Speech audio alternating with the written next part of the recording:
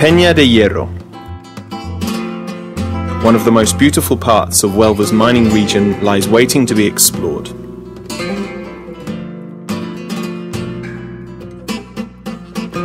Near the famous Rio Tinto mines, 3 kilometers to the north of Nerva. The Tinto, or red wine river, runs close by, the origins of its name clearly evidenced in the soil-tinted waters. This river has an ecosystem unique to this world. In spite of its extreme acidity, it is home to aquatic species which have been studied by scientists from both the Spanish Astrobiology Center and NASA.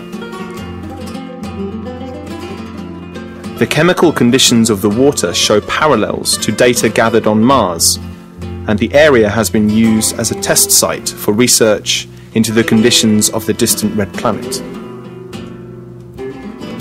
The name Peña de Hierro comes from the great iron crest which crowns the open-cast mine. We notice the intense red colour derived from the iron rust in the walls. These mines are in the Iberian Pyrite Belt, which comprises a wide area from the central zone of Andalusia to the Portuguese region of Aljustrel. This mineral vein is the biggest existing reserve of mass sulfides in the world. The mining activity in Peña de Hierro has left a big mark on the land. The open-cast mine is 322 meters long, 188 meters wide and 85 meters deep. In addition, there is an underground mine with a depth of 155 meters, split into 12 levels.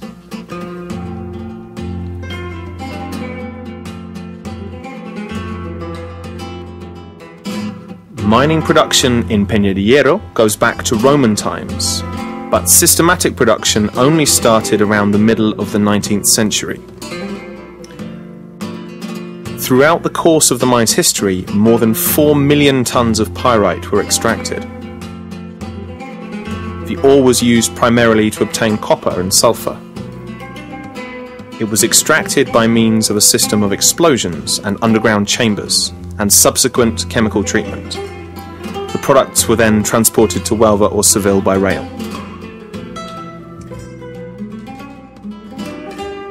Large-scale production at the mine began in 1854. During the visit to Peña de Hierro, you can access Santa Maria's tunnel, which is connected to level 2 of the crest. In this gallery, you get an idea of the underground mine's working conditions. Between the damp walls and the geological folds, you can feel what it may have been like to be a real miner, hunting for treasures hidden in the red earth. Here you can make out the variety of colours on the gallery's roof. Filtering through the earth, the rainwater washes away the pyrite's components, iron and copper giving way to shades of blue and green. You will see the system of shoring up with which the gallery's walls are still supported today. At the end of the tunnel, the crest's beauty lies waiting.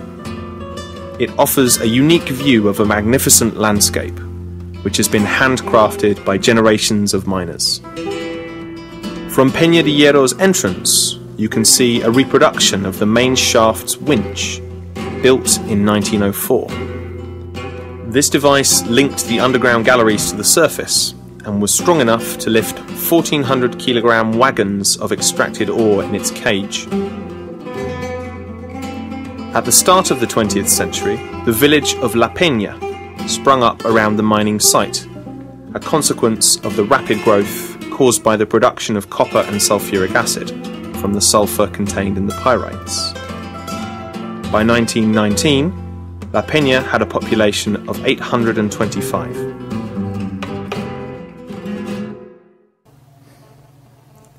Shh. Although now all may appear silent, if you listen carefully, some echo of the roar of mining activity still lingers in the stones.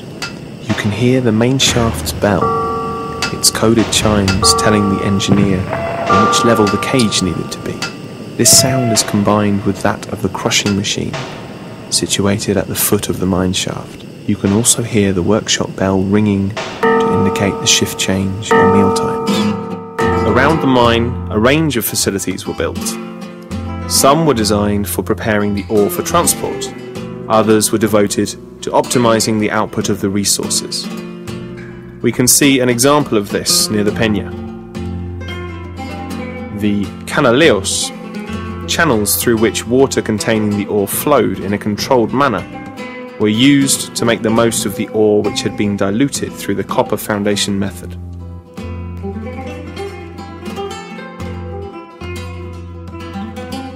Amongst the old industrial installations that you can see on entering the mine are the concentration plant and the pyrite flotation. The ore from the crusher was very finely ground and floated in the extractor. Thus, it was possible to separate the fine minerals and the floating foam. Although it is no longer possible to make them out, the mine used to have its own forge, laboratory, ammunition depot, coal yard, carpenters, and other workshops. One of the most pressing problems faced by all of the mine's operators was transporting the minerals to the nearest port. The first companies started by using the railway built by Rio Tinto Company Limited to the wharf in Huelva, but disagreements between the two companies led the Peña copper mines to build their own railway to reduce transport costs. Walking along a track which circles the mine, you can enjoy Peña de Hierro's surroundings. From the path's highest point, you see the delightful contrast of one of the most beautiful views, the installations of the historical Rio Tinto mines, and the source of mining production, the Colorado and Salomon Hills. The Rio Tinto Foundation decided to increase the value of the whole Rio Tinto coalfields heritage.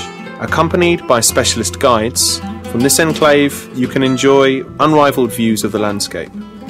Enter a Roman mine, visit a Victorian house in the English area of Bella Vista, and learn about the interesting history of this region in the Mining Museum.